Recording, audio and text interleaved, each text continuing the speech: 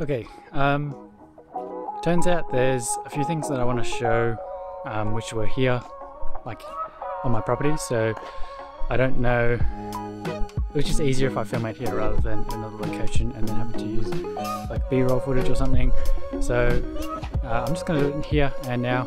I've changed shirts. I was just getting a bit sweaty after the car wash and the intercooler install, but now ready to go through the mods on the Soarer. Okay, so first things first, I'll just talk a little bit about the actual model of the car and some of the options that it had. So it's a 1991 Toyota Soarer, a JZZ30, which is the 1JZ GT engine. It's a 2.5 litre inline 6. I can show you that now actually.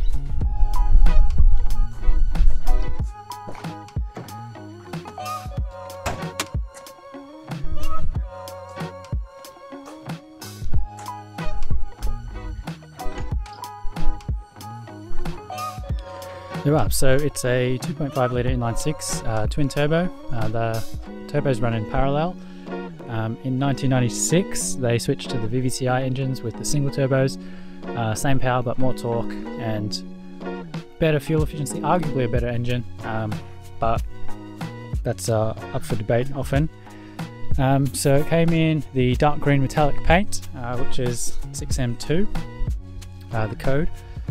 And on the interior, I don't actually have any footage of the old interior, but it was like an ugly kind of teal colour. So one of the options that this car had that this car didn't have, that the others had, it doesn't have a limited slip diff, so just one wheel peels all over the place. So this car was imported by a guy in Queensland, and you can see the mod plate here. Yeah, the mod plate doesn't actually say when it was imported, and I don't have the original papers for when it's imported, so I don't actually know when it was. I believe it was kind of late noughties, like maybe 2008, 2009. He had it for 2 years and then he sold it to a guy down in Victoria. Now the guy in Victoria, he put a lot of money into it. He was a bit of a OEM nut, I guess. He spent a lot of money on original brand new OEM parts. So one of the first things that he did was he gave the car a doors up respray. As you may know, old 90s Japanese cars, they had terrible clear coat, so I'm sure this was probably peeling and fading all over the place. The paint job is okay, I guess. It certainly looks good in the sun, but there's a few things in the place, like some of the edges along the windows and stuff. There's a couple of runs. That's because he did it in his backyard. So another thing as well, I don't know if he exactly matched the paint from the original. I think he put a bit of like silver fleck in it because it really does sparkle in the sun. One of the other things he did was he replaced this entire brake system up here. Looking at other JZZ30s or some of the images from the engine bays, I'm not sure this is actually from a JZZ30. Yeah, I'm not sure. He spent about 8 grand on that from a Lexus dealership to get that installed.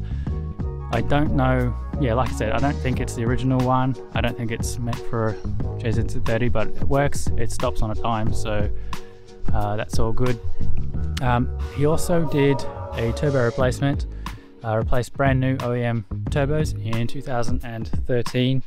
That also cost a pretty penny.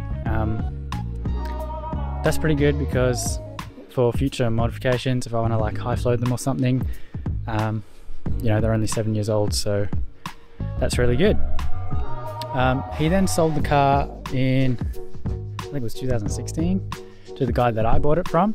The guy that I bought it from, he didn't do a whole lot. He put in a boost gauge, I guess, cable, although he didn't actually have a boost gauge. He just had the cable sitting going into the car, which is kind of strange.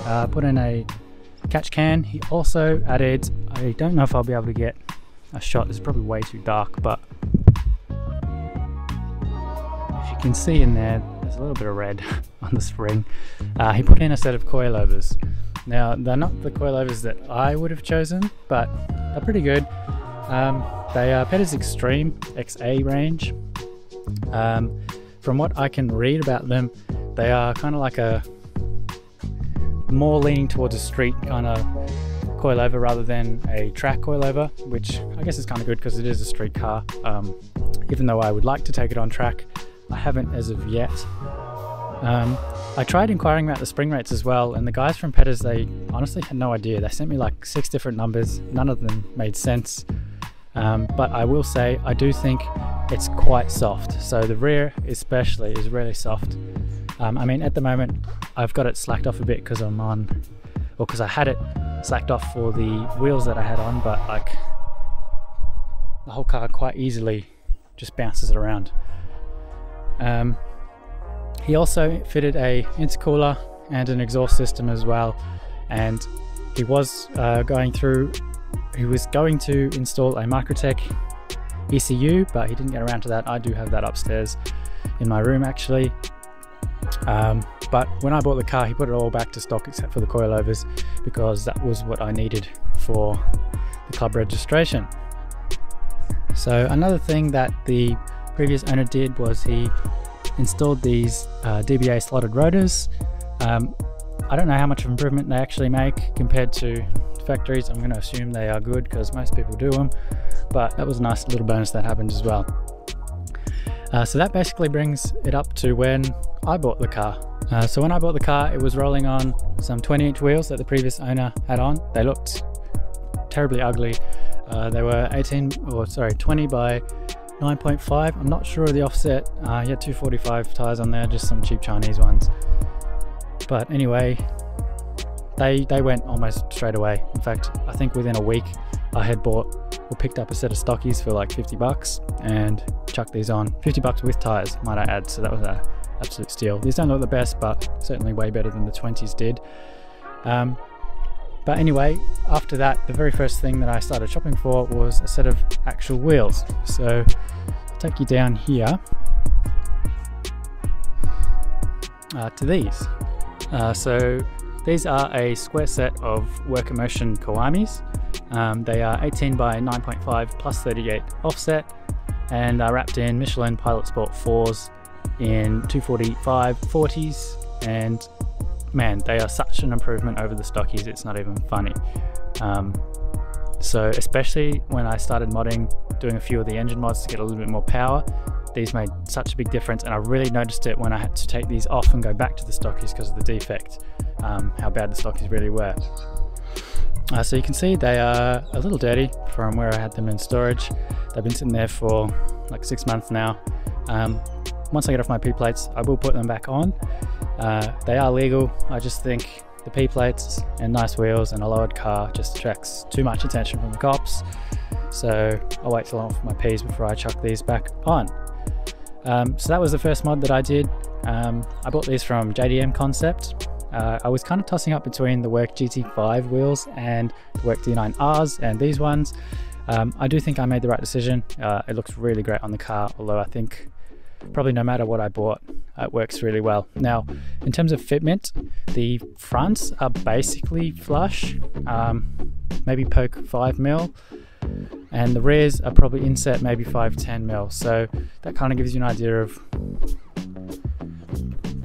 what sort of size, if you're looking to buy some wheels in 18 by 9.5 plus 38 is going to get you a pretty good fitment all around. I haven't had to roll any of the guards, although the car's only dropped about 1.5 inches, so yeah, if you're going lower than that you might need to roll probably the fronts. The rears are probably okay. One thing I didn't talk about the wheels was the choice of tyres. So I mentioned I went with the Michelin Pilot Sport 4. I went for, as I said, a square set all around. Some of the other competitors that I was looking at were the Bridgestone Potenzas. They get a good rap, and also the Continental Conti Sports. So those were kind of like the 3 options that I was tossing up between. I kind of discounted the Continentals because I've heard they're really soft, so they wear really quickly. And although I'm not that concerned because it is a weekend car that I barely ever drive, yeah, I do want to get at least a reasonable amount of wear out of the tyres.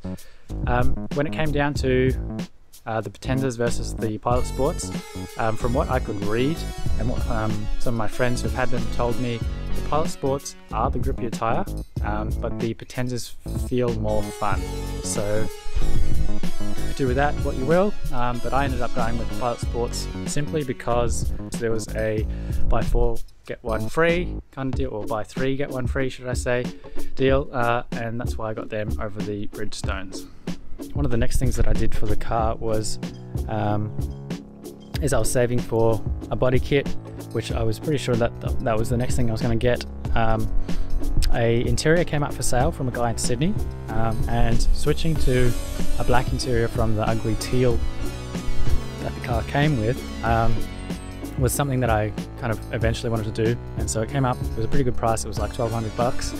The guy was based in Sydney though, and it had a few interested people, so I had to lock that down pretty quick. I messaged the guy on Monday, and basically by the weekend I drove up to Sydney on Saturday. We stayed in, we basically just booked the cheapest kind of hotel place close to his house, which turned out to be an absolute kind of nightmare trip.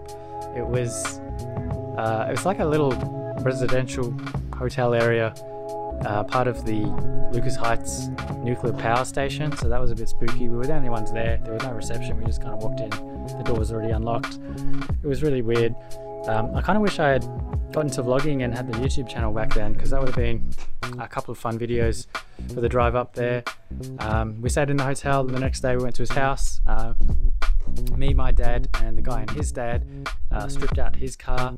His car was really clean. It was a black on black Soarer, non-VVTi 1J. He had it as a drift car, so it was a track only car.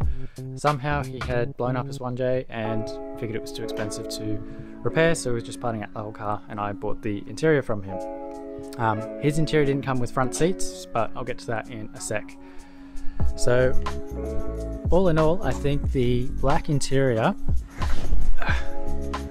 looks way better. It's much more classier, it's much more cozy, feels a lot less dirty than the other one did, and yeah, I just like it so much better. And I think it basically added value to the car equal to what I paid, which is almost unheard of for most car mods. So I paid about $1,000 for it, and honestly I think it would have added about $1,000 in value to this car, just because it's such a sought after thing. When people are buying Soarers, having a black interior, it looks the best. I also tried my hand at wrapping a few of the trim bits in like a carbon fiber vinyl wrap. So this up here, these ones on the doors, and I tried this center console and this one here above the steering wheel as well. This front one and the doors, they turned out really well.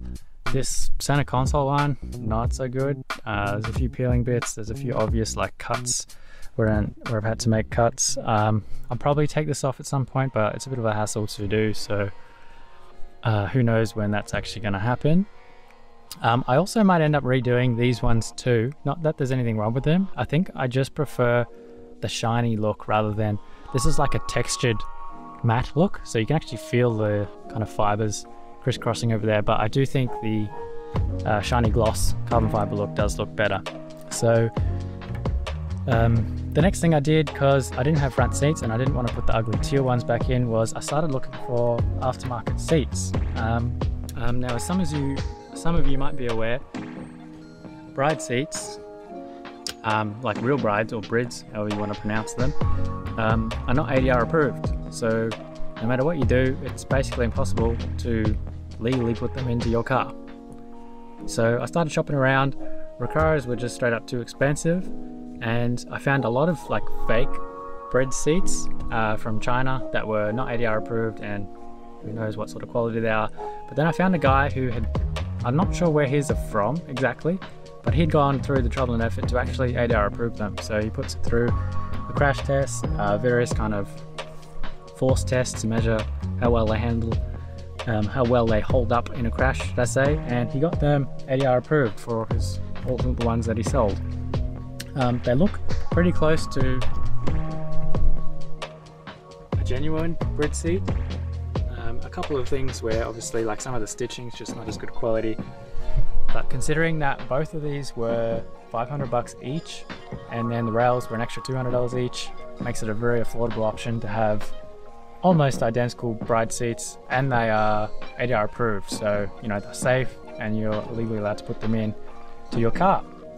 So that was the next thing I bought, and then finally I bought a new steering wheel because, as you can probably see, or probably have seen already, this steering wheel is really gross and ugly. It's like peeling, it feels yuck, it's too big, it doesn't look sporty at all. So yeah, I bought a new steering wheel. I'll go and show that to you actually now. Okay, so here we are. This is the steering wheel. It's a genuine Nardi Gara. It's in the perforated leather with the red stitching, which I really like the look of. As you saw in the previous video, I did get defected for this one, but I think I was just unlucky, to be honest. Like he cared more about the steering wheel than he did about the seats or the exhaust or the intercooler or anything like that. So oh well. I'm pretty sure I'm going to sell this one, and I'll buy it comes in like a similar model but with padding on the center hub, so it should get around that one. Again, apologize for the sniffling and sneezing and whatever. My hay fever is going really bad today. A lot of people go for the Nardi Classic or the deep dish corn, which is more of a drift kind of style. I wanted to go for something a little bit more modern, a little bit more sporty, I guess, rather than drifty. So that's why I went with the Gara, and I'm not unhappy. I do really like how it looks. So unfortunately this one is going to get moved on. One thing I've got to mention here in the car was this little boost gauge from Autometer. So it's a vac and boost gauge, minus 30 to 30. Doesn't help with performance at all. It's just kind of cool to be able to see what boost you're running at, and interestingly enough, with all the mods that I've done currently, I can see when I hit that 14-15 psi and get the boost cut. At the moment I'm trying to get a way around that. I know you can get a fuel cut defender, which will basically remove, or it will trick the ECU into thinking that you're running less boost than you are, so you can go past that boost cut phase. But the boost cut's there because Toyota thinks that's the kind of limit where the turbos are in danger and might blow up. So I don't know, I'm trying to think of a way where I can get to that 15, 14, 15 psi and then just hold that to redline rather than keep going past that. So if I can sit just under the boost cut all the way to redline, it'll mean that I can actually do proper pulls, because at the moment in second gear it'll get up to maybe 6,500 before it's hitting 14 psi boost, and that's when it cuts. So as you can imagine, you know, a rolling race, you know, that's like literally 60 to 100 k's and suddenly that's it, you've got nothing left because of the boost cut. So I want to get rid of that, but I do want to save my turbos as well. One of the other things in the interior, which I'll try and show,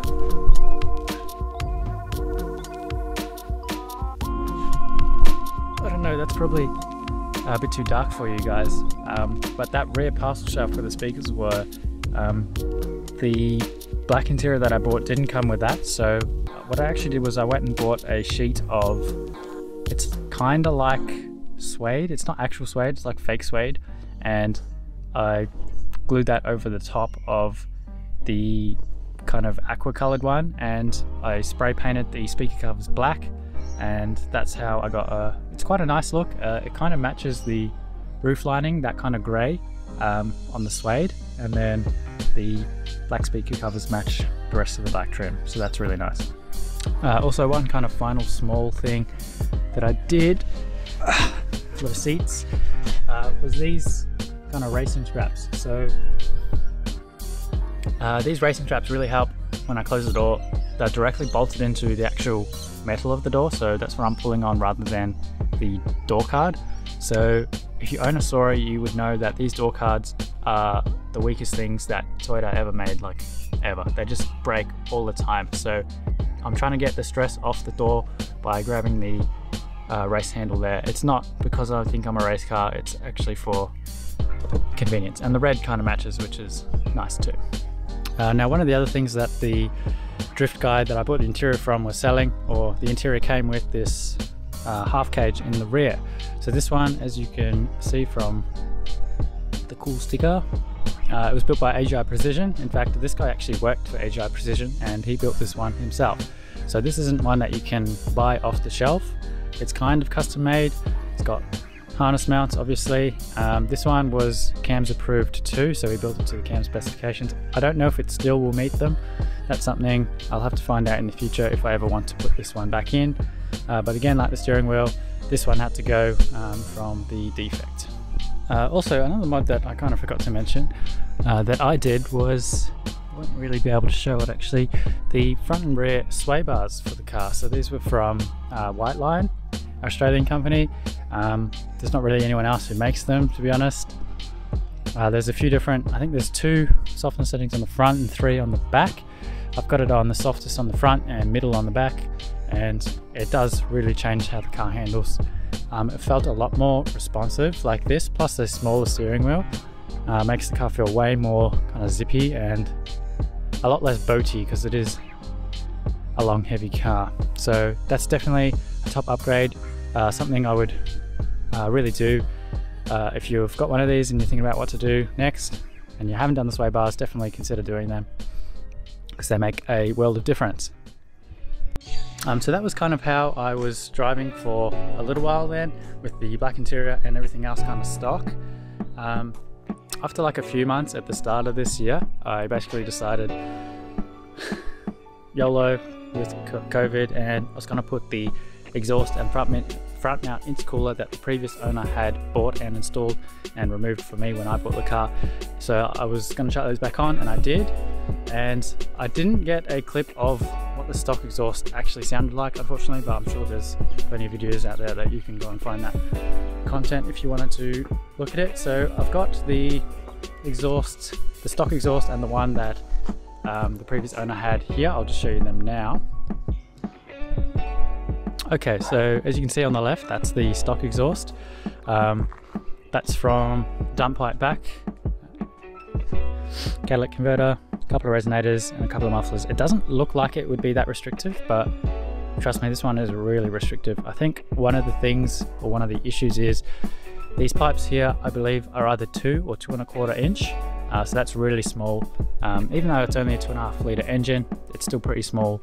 And I think the mufflers must be really, really restrictive too. So that's why you can get such great power gains from just an exhaust swap on this car, like up to 50-60 horsepower just from an exhaust. So I took that off and I put the Blitz exhaust on here. It is missing a front pipe, that is actually still on the car. I use that in the new exhaust.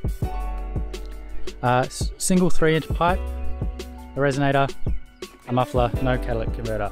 So I had this on for maybe 2 weeks before I realized that cops can hit you with like ludicrous on-the-spot fines for not having a cat. So I went and found a guy who did the exhaust for me, and I got him to just redo the dual pipes because I really didn't like this single cannon pipe. I do have a couple of like phone clips of this Blitz exhaust. I didn't take a proper clip of it, but I can show you those now of what it actually sounded like. But seriously, it sounded really, really good, like your classic 1JZ rasp up on the high end.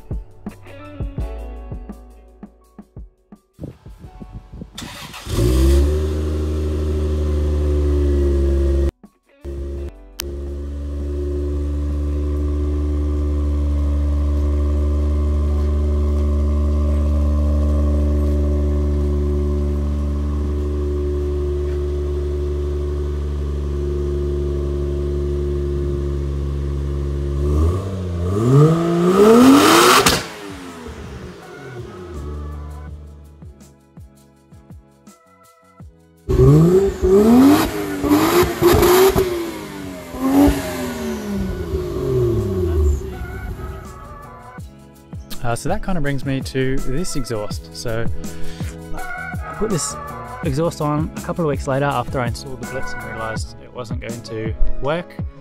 So this is from the dump back again. It's got a 100 cell high flow cat in it. It's got 2 small resonators, 2 mufflers, and like you can see, we're back to the 2 exhaust pipes from the single.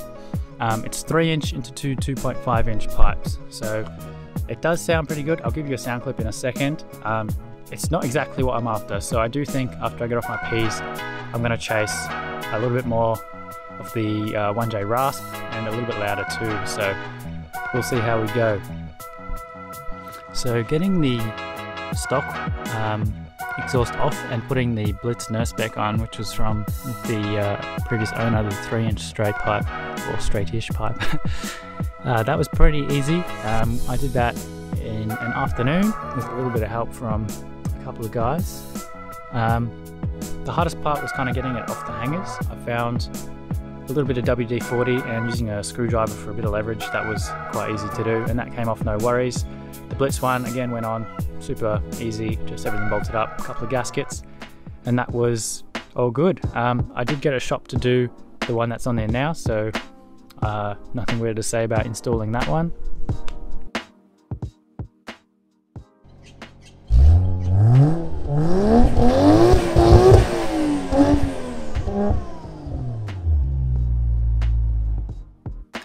So the front mount intercooler, that was pretty easy to do. All the pipes fit very nicely, just a few hoses and clamps, and like you saw at the start of this video, it's now spray painted black, so it's a bit more stealthy for the Bopo. I also bought a black pod filter, and I haven't actually sprayed this black yet, but I don't think it looks that bad at the moment. I'll probably get around to it. It is just zip tied on here at the moment. I do have to build like a bracket, because otherwise it just kind of flops around. So pod filter, probably negative horsepower because it's now in the engine and sucking up hot air, but I would take that any day of the week to hear the turbo flutter and hear the turbo suction and all the turbo noises. Definitely worth the trade-off there. A little bit on the choice for this pod filter. This one's actually from Aeroflow, which a lot of you will probably know is not like a brand name or anything. It's kind of the budget-friendly, cheaper options that you can buy from Super Cheap Auto or Sparesbox or any of those kind of websites. The reason I went with it though was A, the size fitted this gap really nicely, and 2, the color. So K&N filters, which are quite popular and what I was originally interested in, the only size the black ones came in, which also they were synthetic, which has its pros and cons, but were really short and really fat, and so I was going to have to get a 3-inch to 4-inch adapter, and it was all getting pretty difficult to sort. So I ended up getting this one. It's actually cheaper than a K&N filter, so that was a bonus too.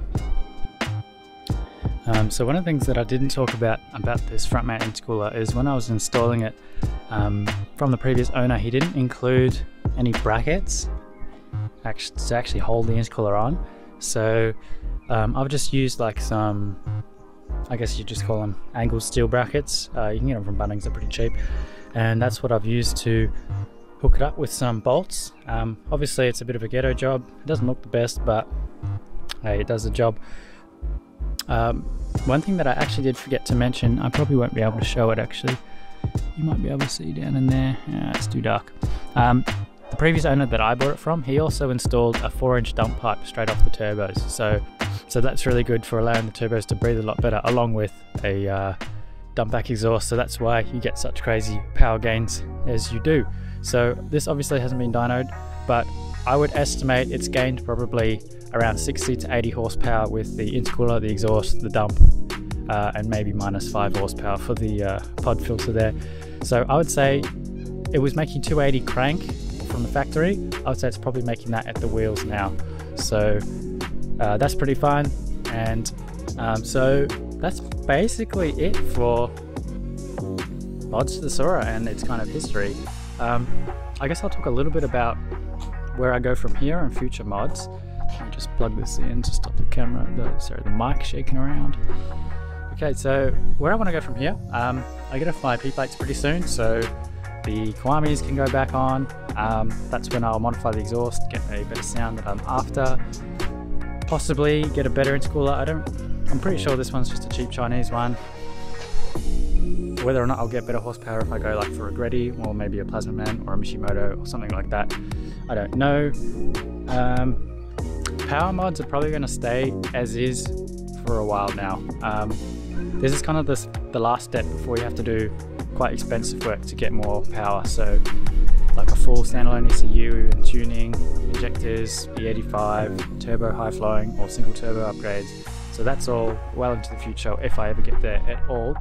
I have been interested in upgrading. Like I said, it doesn't have a limited slip diff. I have been interested in getting a limited slip diff, although it's going to be a very expensive upgrade unless I get like a second-hand factory like Torsen one. I've been looking at a couple of clutch plate style ones, so they can get up there, especially with, if you're replacing it, you may as well replace all the bearings and bushings and kind of all that stuff whilst you're down there as well, so that's going to get expensive. The other thing I've been interested in doing is a body kit. So before I bought the black interior, that was what I was actually saving up for. It's not a super aggressive one, it's not the Vertex one, but it does make the car look a bit more aggressive and a bit lower to the ground, even though I don't actually have to drop the ride height at all. So that'll be coming soonish, I guess, maybe in the next 6 months. It's coming from the US from a crowd called KBD. So it's like a polyurethane, which is basically indestructible, but it's hard to paint, and the paint's expensive, and the kit's expensive, and the shipping's expensive, so we'll see how we go with that. So that's kind of future mods for the next maybe year that I'll look at doing. At some point I do want to beef up the gearbox. The auto box in this is not great, and it can't really take that much power, so we'll talk. So I want to upgrade that too. Oh yeah, how could I forget? As you've seen in the last couple of videos, during the Corona lockdown,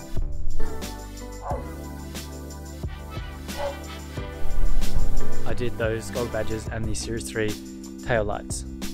Okay, so to kind of summarize on, because I guess I've kind of done what you'd consider bolt-on mods or stage 1 mods up to this point. So if you want me to kind of talk about which mods I think offer the best bang for buck or give you the most power, or I think the ones that you would really notice the difference first, I think first and foremost, wheels and tyres, definitely the best and biggest upgrade that will change the way the car handles.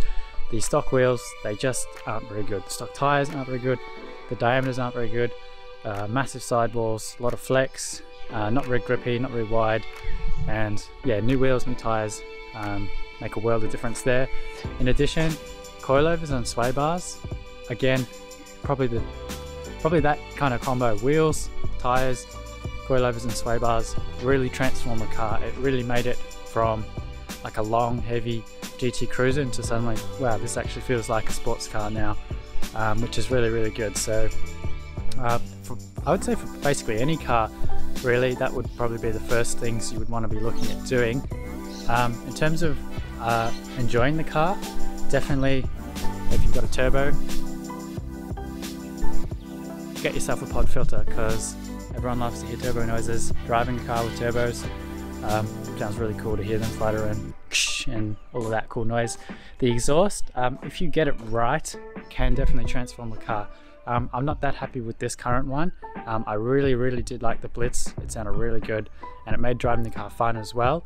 So yeah, recommend those mods if you were looking to make the car more enjoyable to drive. Wheels, tyres, coils and sways, if you're looking to make the car more agile and handle better than it does. So I hope you guys have enjoyed that. I know it's probably a lot of talking and a little bit boring for a lot of you, but if you actually own a Soarer yourself, one day Soarer, I hope you got a little bit out of that, to see kind of what's your first sort of mods you should be doing, well, not should be doing, but you could be doing, that really transform the car, make it a lot better than what it is when it's stock. So again, hope you enjoyed the video, and I will see you guys tonight, but in the next video.